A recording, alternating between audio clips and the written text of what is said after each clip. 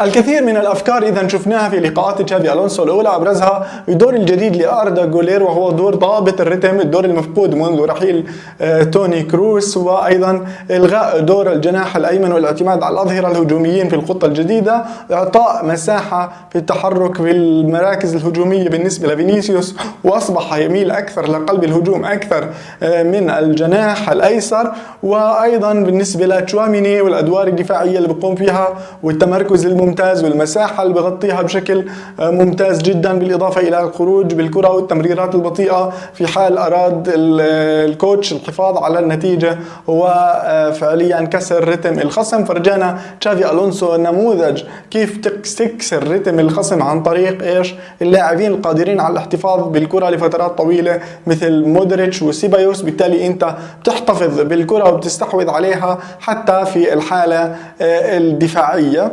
وكذلك الامر بالنسبه للحاله الهجوميه اللي بتعتمد على كرات سريعه وتمريرات سريعه ومن لمسه واحده. هاي فعليا الافكار العامه لتشافي الونسو لحد الان.